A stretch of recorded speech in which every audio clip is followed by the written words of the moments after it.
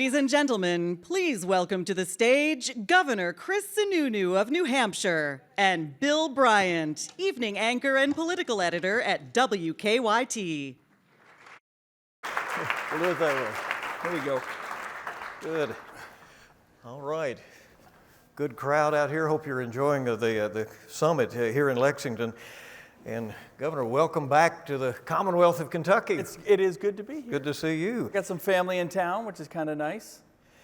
It's been tough with the pandemic. It has hurt the economy. It has been difficult to turn things around. We understand that in New Hampshire, many are crediting your leadership there for making some changes in the Granite State that have mitigated the situation. What is the current state of COVID-19 in New Hampshire? How do you see that changing? How do you foresee that changing in the year ahead? Well, COVID is, I don't want to say under control and taken care of, because we know it can kind of rear its ugly head with new variants at any time. But we've been very successful, without a doubt. We have one of the lowest fatality rates in the country, but it's nothing you take your eye off of. So we want other folks to go back and live their lives as normal as possible and all of that sort of thing. But behind the scenes, we watch the hospitalization rates daily. We watch what happens overseas. We're working with the federal government to making sure the antivirals are there. We're learning from really that winter Delta surge that hit everybody very, very hard in terms of internal surge plans, how to use your National Guard, where are the pushes and pulls, how do you really drive workforce? And workforce is the key to everything across this country right now. New Hampshire, we're a little better off than most other states because we're the only state with a growing population in the Northeast right now. So businesses want to be there, families want to be there. That's all really positive stuff. But overall, there is a workforce crisis, especially around the areas of healthcare, childcare, those things that can have really negative domino effects down the line. So that's kind of where we're watching, potentially what the long-term and after effects. Then you compound inflation and energy costs and all of that sort of thing that everyone's dealing with. But overall, COVID, I think we handle it very, very well. And a lot of that is because we were super transparent. That was one of the keys to the success. Transparency is the foundation of public trust. And so when you get out there, especially in a crisis, every day talking to folks, listening, what's happening, not getting off the podium and the stage before everyone in the press has actually asked every question they could imagine. My goal in every one of my press conferences was to exhaust the press, right? I wanted to win every one of them. Well, how did you identify the resources that were available early on? You're in this emergency. Nobody knows where this thing is going. And state governments were the first line to try to respond. Yeah, they were the line. And look, say what you want about the previous administration. The one thing that we had as governors, states had a lot of flexibility with CARES Act funds, with what we could do. And for a while, we were almost competing with each other. I don't want to use the word competing because we definitely tried to work as a team. But I was trying to get PPE wherever I could possibly get it, testing materials wherever I could possibly get it. I got very, very good at bringing in PPE early on, specifically from China. In fact, we got so good at it, the federal VA, because the federal rules were so screwed up, they couldn't buy PPE. They were buying the majority of their PPE through me, through the state of New Hampshire, for VAs all across the country.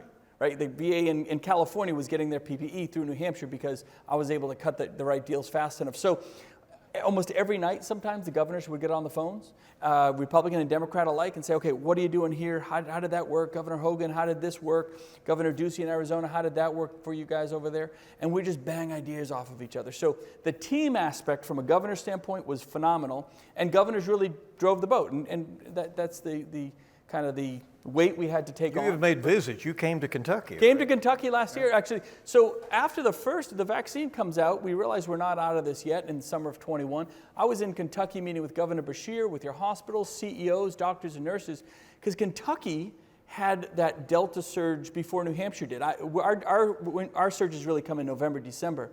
Kentucky was really hit hard. And they were gracious enough to let us come for a day and just kind of meet with as many folks as we could about how their internal surge plans, specifically with healthcare, how are those plans working? How are they working with our National Guard? What was the difference between internal versus external surge? How are they prioritizing whether they were going to allow alternative surgeries and things like that, or they were just focusing on COVID. How did they expand their ICUs? Where did they get their oxygen from? All of it. Kentucky was great about kind of allowing us to pre-plan. So when our surge hit, we were ready. We had at one point one of the highest hospitalization rates in the country, and within a month we had the lowest in the country because we enacted all these flexibilities in our system and really managed it on a not even day-to-day, hour-to-hour basis, and got it to where we need to be by about mid-January. We were doing very, very well. You have said that getting the local businesses invested in your plan and your response was important. You involved them in the emergency 100%. response. Yeah, so instead of just saying, well, we're going to shut it all down, right? Yeah, obviously in the early days, pretty much across the country, everything shut down because everyone was like, how serious is this? We're trying to kind of figure it all out. But as we opened everything up very quickly, what we did, we didn't say, well, it wasn't just me and my epidemiologist and public health saying, well, this is how restaurants will open and this is how hotels or bowling alleys will open. We had a group and we'd say, okay, we brought in all the bowling alley people and said, if you were to open, what should it look like? What can you live with? How would it work? Restaurants, hairdressers, everybody does help design their own guidance. And in that, they became very invested. And because we're in New Hampshire, we're kind of known for being small government, very nimble. We could work a lot faster than most other states.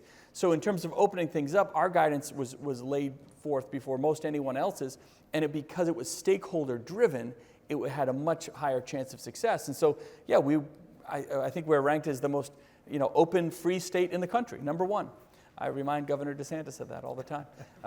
Florida's number two. They do great. They do great too. But we're number one, and it isn't because we ignored COVID, but not by just the opposite. We really tackled it, but we engaged stakeholders. It wasn't a government-only solution. And so things start reopening. The economy starts picking back up. What measures do you think you have taken as governor that lessen the economic impact of COVID on your state's economy? Sure. So again, when it comes to the economy, we got these CARES Act dollars, and I'm very proud to say New Hampshire put more of our CARES Act into business than any state in the country. Dollar for dollar. I mean, any state in the country. We had about $500 million went to small businesses, nonprofits, the self-employed. I think we're the only state that actually found a fund to help the self-employed actually get assistance. And we did it. I announced it on one day. I came up with the idea to create this thing, and I announced it at a press conference the very next day, and I gave my team, I said, in 30 days, checks will go out the door. They said, Governor, that's not possible. We don't even have an application. We don't know what this will look like. I said, we're going to figure it out. And so because we were working under an executive order, we could work very, very quickly, create a streamlined application process, all the guidelines in place, and ultimately our Main Street Relief Fund was very successful. Then our nonprofit relief fund. Nonprofits are a huge employer too. And the goal was this. We knew everyone was having a tough time, but if you allow a business to close, getting that business to potentially reopen was going to be really, really hard in what we assumed was going to be an economic resurgence in 21. We wanted to make sure that these folks weren't let go, that when PPP money from the federal government, which was very useful, when that ran out, we weren't just leaving them behind. So we really did every emphasis we could to prop them up. Here's a really cool stat. Less businesses closed in New Hampshire in 2020 than in 2019, right? That's how much we prop business in the self-employed and nonprofits up. We made sure live venues. We didn't let any of our live venues, our playhouses, knowing that they might be closed for a full year, we didn't let them go under. We created a fund for them. We created a fund for basically everybody you could. So by shoving all that money into the economy, it propped it up. So when the economic recovery of 21 happened, we weren't figuring it out. We were out there like a rocket. Like we were already there. We were flying really, really strong, and that really set us apart on the East Coast. You've touched on this, but how are you dealing with workforce issues? I mean, here in Kentucky, the unemployment rate is low, and yet we have thousands of jobs open, and many of the businesses are struggling as to how to keep their doors open for that reason. Yeah, unemployment rate is important, but not nearly as much as it used to be. It's not about the unemployed because there's so few of those. It's about getting people to re-engage with the workforce. So workforce is absolutely critical. And again, New Hampshire is the only state in the Northeast really growing in population, so it's hitting us less than other states, but it's still really, really hard. Two issues on workforce. Housing. If you do not have the kind of that middle income housing, that lower income housing, then you're not going to have the workforce to sustain the businesses, and everything kind of falls apart economically. So you've got to really make sure your housing mix is where it is. I pushed forward a $100 million housing fund, and we're trying to get that kind of stuff done. But that's really, you don't do it by forcing towns or cities to zone. and permit aggressively. You do it by incentivizing them. The other big thing is retaining workforce. So you know who's not working? This is really interesting. Retirees that would typically come back into the workforce. Well, why is that? Well, they're all selling their houses for about 30% more than they ever thought they were going to get. Their 401ks are still very, very strong. They're not incentivized to come back into the workforce just yet. I think they will for that second and third career in that job. A lot of your nurses can sometimes come back in from retirees. The other demographic, very interesting, 20 to 29-year-old men in this country are not working. They're down about 10% across the country. They're not working like they used to. Well, we keep deferring their student loans. We keep giving them all the rental assistance. So again, they don't have the debt or the dependence to drive them back into the workforce just yet. So a lot of that will kind of come to a better equilibrium in the coming months, and I think you'll see a bigger surge across the country. With the men, the 20 to 29 years, are they seeking degrees or certifications in good numbers? That's a challenge here, I know. No, they are. They definitely are, but one thing that we try to is say, look, four-year college, that's not for everyone. And it might be the wrong path for a lot of folks. So we try to make sure that we're grabbing individuals to find their workforce path, not when they graduate from four-year college, not even when they graduate from community college, and not even when they're 18 years old. Go get them when they're 12, 13. What are we doing in our public schools to get kids excited about hands-on opportunities that are actually more workforce driven? Here's one. You have to take a foreign language, right? Why can't an 8th grader take computer coding as a foreign language? Because he's going to get excited about it. There's a lot of creativity there.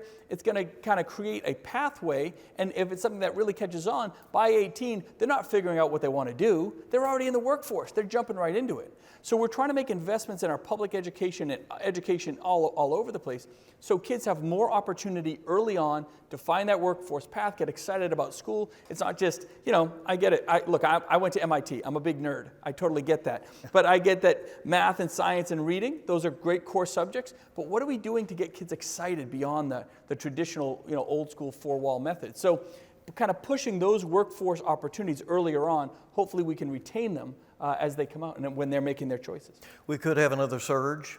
Yes. We know that we're all battling inflation at this point. What have you learned going forward? Inflation sucks. Right? Yeah. Look, inflation is the worst tax on the poor you can imagine.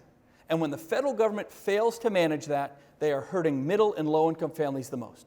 Wealthy families, they can afford that gallon of gas. Low-income families have to buy just as much as they do, and they can't afford it.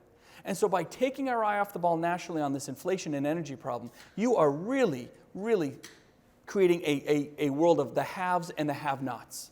And that is wrong. That is absolutely wrong. The best thing to do is to have more of a hands-off approach in terms of trying to force artificial solutions, especially coming out of COVID in a time of crisis, and saying, look, you got to let the market dictate things. You got to make it easy for folks that want to invest in housing, get their permits. The housing gets built, more lower and middle-income families come in, they support the businesses and the manufacturers, the whole economy takes off. And when the economy is going well, it's going very well in New Hampshire, that allows, as the government, to achieve on the mission. What's the mission? It's mental health, it's opioids, it's child welfare. That's the mission. And if my economy is strong, I can do really creative and exciting things there. And we've been able to do that in New Hampshire.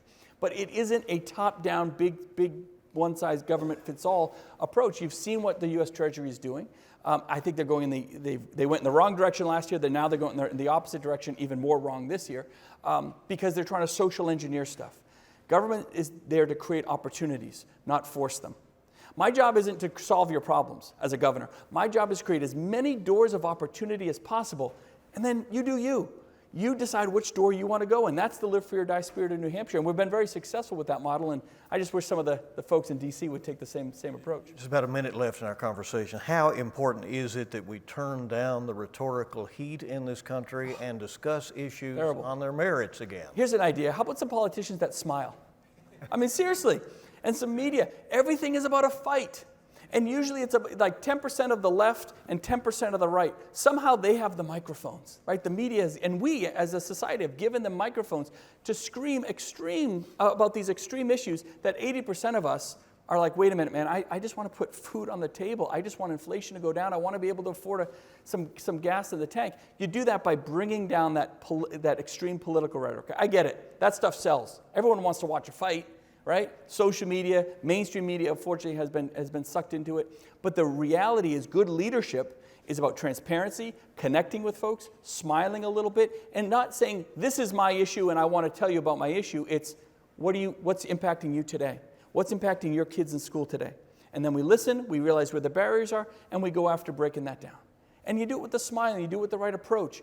This negative political rhetoric is nothing but unhealthy for this entire country. Governor Chris Sununu, thank you so much. Oh, you bet. Thank you. Appreciate the discussion. Thank you. guys. Thank you all.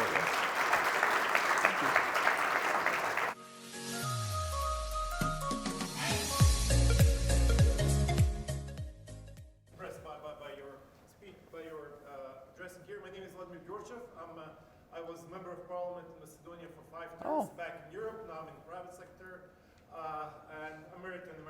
So my question is, what are you doing about housing? Because it's super important. Yeah. And compared to Europe, America gives so many more opportunities. Yeah. It's so can you tell us about the biggest problem? Just the last footnote, sir. If you're this enthusiastic in front of a small audience in Kentucky, you should definitely, at some point, run for high office. Thank you. I'll let my wife know. She's not a fan. The key on housing is this. It's zoning and permitting. The money's out there. The investments are out there. The developers will put up the money. But where you have, it's NIMBY. Everyone wants more housing, but we don't want apartments. We don't want young families in our community. We don't want apartments in our community. Absolutely backwards thinking. That is 1995 thinking. You need younger families. Let me tell you something. Millennials and Gen Zs, they're having less kids later in life. You're going to have less kids in each one of your classrooms in the schools, and that's going to affect how things are funded and just the social dynamics of your communities. You want multifamily housing, and anyone tells you differently is not thinking about 2025, they're thinking about 2005. So zoning, fast-tracking zoning, permitting, allowing those dollars to come in on the development side, because everyone wants, they're going to fill up, right? You have a product that you know you're going to sell and fill up on day one, so the dollars and the return on investment are there, but he who permits fastest will get the developers in, and that's the key to it. And it can't just be Lexington and Louisville, you guys do the apartments. We're the suburbs, that's not for us. No way. Businesses and the younger generation want a more balanced quality of life. They want to be outside and outdoors and in the suburbs and all of that. You need to encourage the small towns. They don't need 100-person apartment buildings. 4 units here, 10 units there. And you can do it in a really architecturally and aesthetically pleasing way so you connect with the town. You don't force the town to do it. You just show them better models. And you show the economic models that drive forward on it. This idea that young families cost towns too much money, I'm telling you, man, people really have to get out of that. And if you do that, you allow local control, right, those local decisions to be made instead of government forcing it top down, it works. It'll work, brother. Very good. Yeah, Thank you. Thank you. Best question came.